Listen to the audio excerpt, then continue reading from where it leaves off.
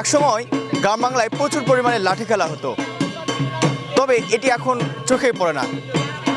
তবে সম্প্রতি সময়ে আজকে দাঁড়িয়ে আছি নওগাঁ জেলার মুক্তির মোড়ে। এখানে বাউল আখড়া পরিবারের উদ্যোগে এখানে লাঠি খেলার আয়োজন করেছে। চলুন না দেখে আসি সেই হারিয়ে যাওয়া ঐতিহ্যবাহী লাঠি খেলা। গ্রাম বাংলার ঐতিহ্যবাহী খেলার নাম লাঠি খেলা। লাঠি আর ঢোলে তালে তালে শুরু হয় যুদ্ধ। অন্যদিকে প্রতিপক্ষের হাত থেকে আত্মরক্ষার কৌশল অবলম্বনের প্রচেষ্টার টান টান উত্তেজনা মুখরে খেলার নামই লাঠি খেলা। লাঠি নিয়ে অদ্ভুত সব কসরত দেখিয়ে উপস্থিত সবাইকে তাক লাগিয়ে দেন লাঠিয়ালদের সদস্যরা। আমার বাপ দাদার আমরা খেলিচ্ছে, দাদা খেলা গেছে, দাদারটা বাপে খেললো, তার জায়গা আমরা খেলিচ্ছি, সে আমরা শিক্ষা দীক্ষা দিচ্ছি, এই বলতো বাবা। আমার গ্রামের বাসা কুন্দুনা গ্রাম, আমি ওখান থেকে এসেছি। আমার লাঠি খেলা দেখে অনেক ভালো লাগতেছে, এটা অনেক ঐতিহ্যবাহী খেলা। লাঠি খেলা খুবই সুন্দর একটা খেলা, আমি কোনোদিন দেখিনি, আজকে দেখতেছি প্রথম, খুবই ভালো লাগতেছে। আরিনাথপুর থেকে আসছি, এটা গ্রাম বাংলার খেলা, হারিয়ে যাওয়া খেলা, আমরা দেখতে আসছি, এটা আমাদের খুব ভালো লাগতেছে। ৩-৪-৩৫ বছর খেলছি।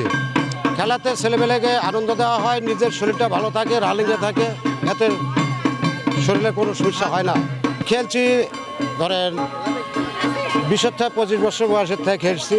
আচ্ছা, এইদিকে দীর্ঘ মোটামুটি বয়সে খেলছি আর কি।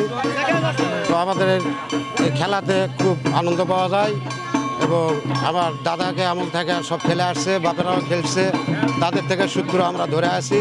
এটা আসলে গ্রামীণের একটা ঐতিহ্য, ঠিক আছে। আর এই ঐতিহ্যকে জীবিত রাখার জন্য, এই যে খেলাকে জীবিত রাখার জন্য আমরা আসলে প্রতি বছর নাই এই গ্রামের ঐতিহ্যকে টিকে রাখার জন্য, ধরে রাখার জন্য এই খেলাটার আয়োজন করা হয়েছে।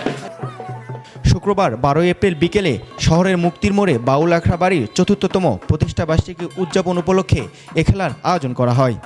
লাঠি খেলা দেখতে হাজারো নানা বয়সী মানুষ ভিড় জমায়। আগামীতে এমন আয়োজন অব্যাহত রাখার দাবি জানান আগতরা। শহীদুল ইসলাম, বার্তা 24, নওগাঁ।